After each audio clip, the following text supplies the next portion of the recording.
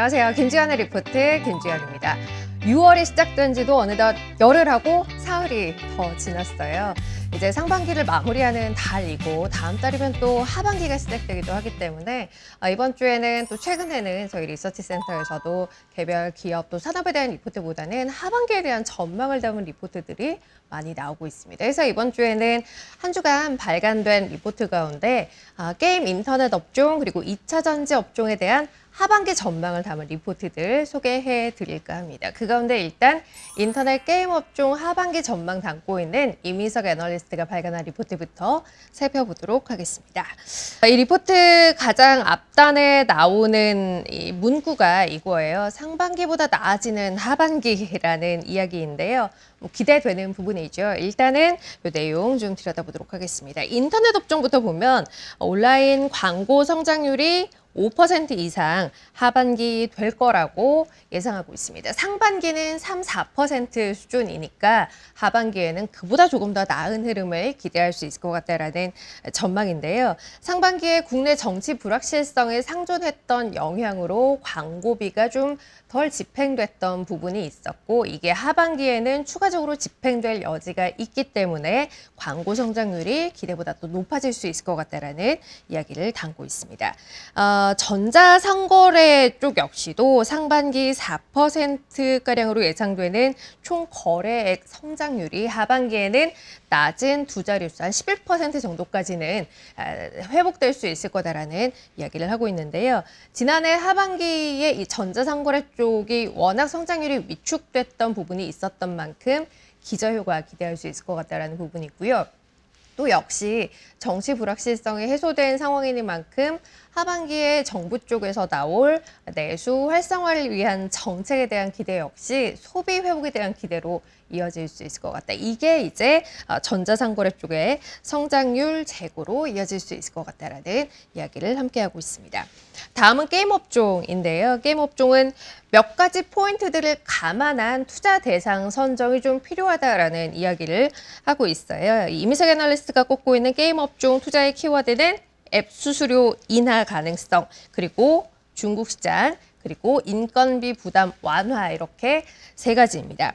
일단 앱 수수료 인하를 보면 국내외에서 애플과 구글의 과도한 앱 수수료에 대한 비판 또 소송 이런 게 계속해서 이어지고 있기 때문에 하반기 앱 수수료 인하 가능성이 어느 때보다도 높아져 있다라는 판단이고요. 이 경우 게임 업체들의 즉각적인 수익성 개선이 기대되는 만큼 관련해서 게임 업종 내 투자의 대상을 선정할 때 염두에 둬야 한다라는 이야기를 하고 있습니다. 두 번째 중국 시장인데요. 중국 시장 같은 경우는 사실 여전히 공략이 쉽지는 않습니다. 다만 글로벌 게임 시장 내에서 중국이 차지하는 비중이 26%까지 늘어났어요. 이렇게 되면서 미국을 제치고 글로벌 1위 게임 시장이 됐습니다. 그런 만큼 무시할 수 없는 시장이다라는 부분이죠. 여기에 글로벌 그리고 국내 게임사들 경우는 성장의 속도가 연간 4%가량에 머물고 있지만 중국 같은 경우는 시장 성장의 속도가 8%가량으로 굉장히 높은 수준에 속한다라는 부분이에요. 때문에 중국에서 유의미한 매출을 올릴 수 있는 기업 같은 경우는 높은 밸류에이션을 가질 수 있게 될 거라는 부분, 그러니까 높은 밸류에이션을 받는 데 있어서 무리가 없을 거라는 부분 감안해야 한다는 설명입니다. 물론 중국 시장의 그 특성상 굉장히 뚫기 어려운 시장이기는 합니다만 이 IP가 안착하기만 하면 또 두터운 팬층이 쌓이고 공고해지기만 하면 굉장히 오랜 기간 높은 로열티를 받을 수 있기 때문에 중국에 먹히는 IP를 갖고 있는 기업들의 관심을 좀 가져보자라는 이야기를 하고 있고요. 세 번째 키워드는 인건비 부담 완화입니다. 코로나 기간을 거치면서 연봉이 많이 인상됐고 그리고 인력 채용이 굉장히 많았어요. 그래서 업체들의 인건비 부담이 굉장히 높아져 있는 상황인데요. 체질 개선을 위한 구조조정으로 인건비 부담을 완화하고 있고 이 인건비 부담이 많이 완화될 걸로 기대되는 기업들 같은 경우는 이후에 영업 레버리지 효과에 대한 기대 역시 함께 가져갈 수 있기 때문에 이 부분도 염두에 두고 좀 보자라는 이야기를 하고 있습니다. 뭐 이런 여러 가지 이제 업종에 대한 투자 판단을 근거로 해서 인터넷 게임 업종 내에서 눈여겨봐야 할 기업들 몇 가지 꼽고 있는데요. 인터넷 대형주 탑픽은 네이버를 꼽았고요. 중소형주 탑픽은 카페24를 선정했습니다. 그리고 게임 업종 대형주 탑픽은 넷마블을 꼽았어요. 차선호주는 시프트업을 꼽고 있고요. 중소형주에서는 탑픽으로 위메이드를 꼽고 있습니다. 자, 이 가운데 대형주 탑픽 두 종목 조금 더 자세하게 살펴보도록 하겠습니다. 먼저 인터넷 대형주 탑픽인 네이버입니다. 하반기가 기대되는 이유라는 타이틀을 달았는데요. 일단 타겟팅 고도화가 쉬운 홈피드 내에서 이용자가 머무는 시간이 늘어나고 있어서 광고 단가가 상승하고 있다는 점, 그에 따른 서치 플랫폼 매출액 성장세가 가속화되고 있다는 점 긍정적으로 봤습니다. 하반기 서치 플랫폼 성장률은 8%로 시장 기대를 웃돌 걸로 전망을 하고 있고요. 커머스 성장률에도 주목해야 한다는 시각입니다. 지난해 하반기를 되돌아보면 7월쯤이었죠. 티맵프 사태가 터지면서 성장률이 전반적으로 급감했던 바 있습니다.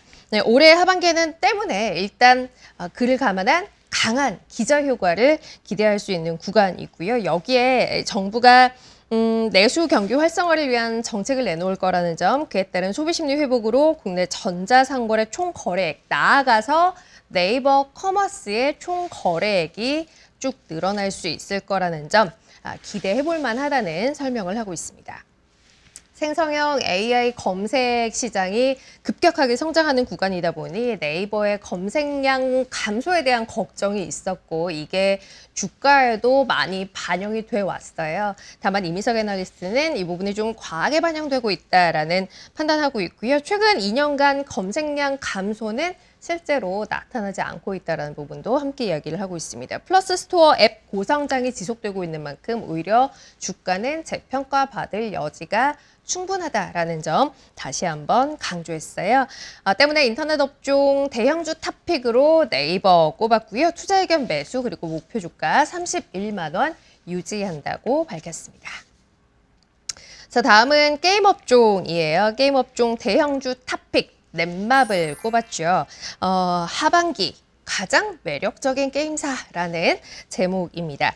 일단 2분기 보면 실적 보면 세븐나이츠 리버스 그리고 RF 온라인 이 두 신작의 매출이 꽤 견조한 상황이에요. 때문에 2분기 전반적인 실적 역시도 신작 효과에 힘입어서 기대 이상 서프라이즈를 달성할 거라고 전망하고 있습니다.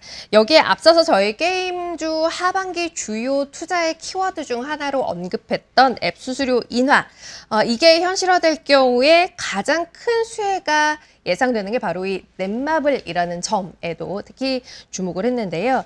현재 30%인 모바일 수수료율이 17%로 낮아지게 될 경우 2024년 실적을 기준으로 했을 때 국내 주요 게임사들의 영업이익률은 평균 7% 상승하게 됩니다. 특히 넷마블 같은 경우는 모바일 매출 비중이 무려 92%로 절대적이기 때문에 그 가운데서도 특히 절대적으로 드라마틱한 수익성 개선이 기대된다라는 이야기를 했는데요.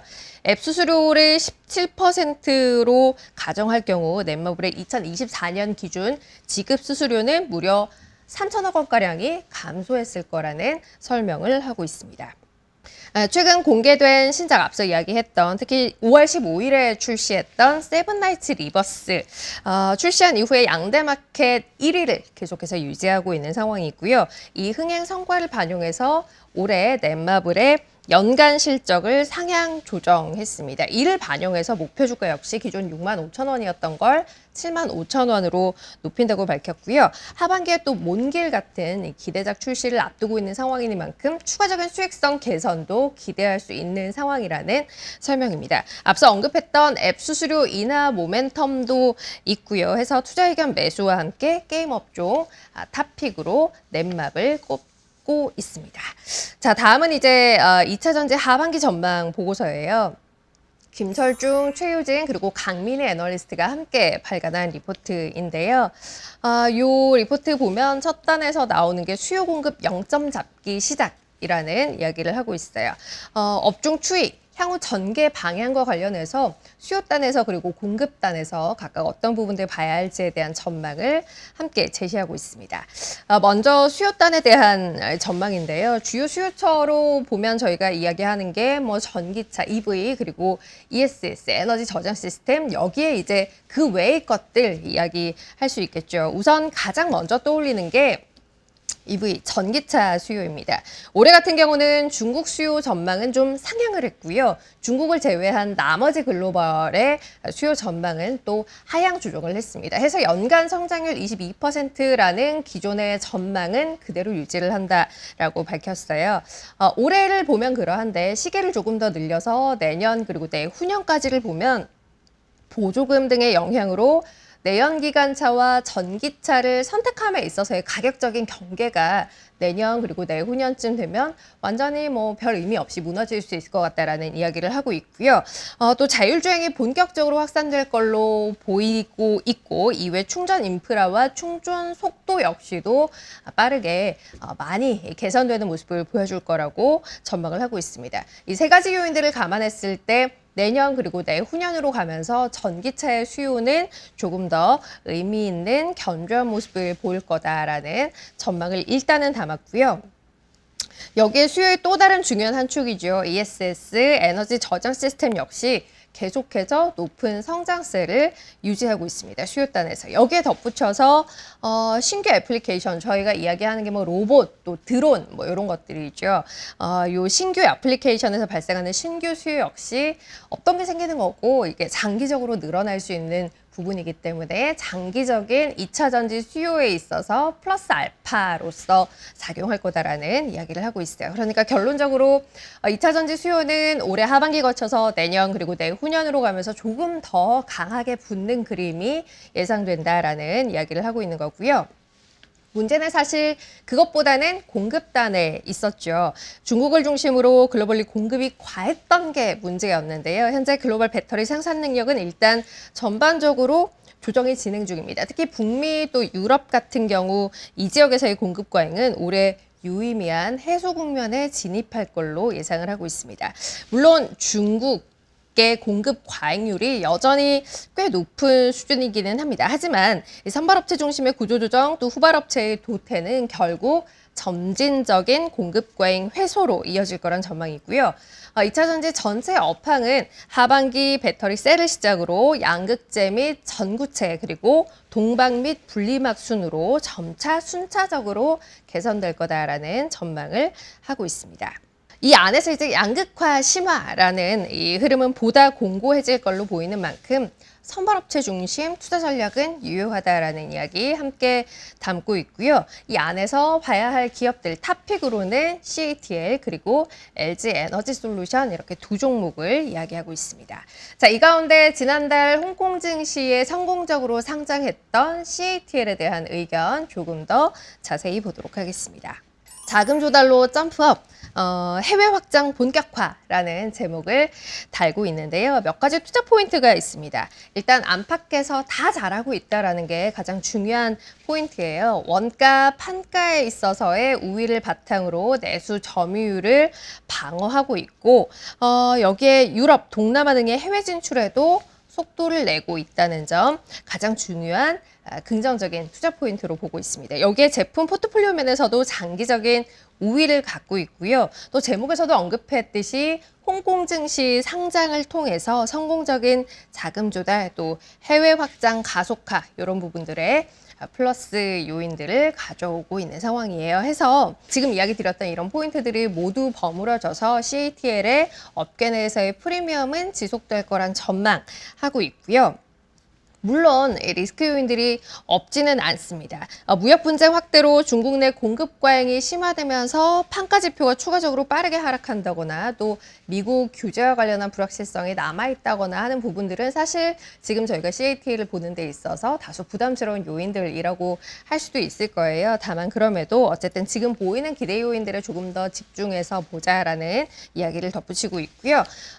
탑픽으로 꼽으면서 투자 의견 매수를 유지했습니다. 목표 주가는 중국 심천거래소 기준이에요. 350위안 그대로 유지한다고 밝히고 있습니다. 자, 이렇게 오늘 준비한 리포트들 쭉 한번 살펴봤습니다. 올해는 이상하게 여름이 올 것처럼 오지 않더니 이제는 낮 기온이 30도를 웃도는 날도 있고 정말 여름이 된 것 같은 기분이에요. 쉽지 않은 더위를 맞이하겠다라는 생각이 듭니다. 지칠 수도 있지만 건강관리 유의하시기 바라고요. 저는 다음 주에 조금 더 좋은 내용 가지고 다시 돌아오도록 하겠습니다. 좋은 한 주 보내세요.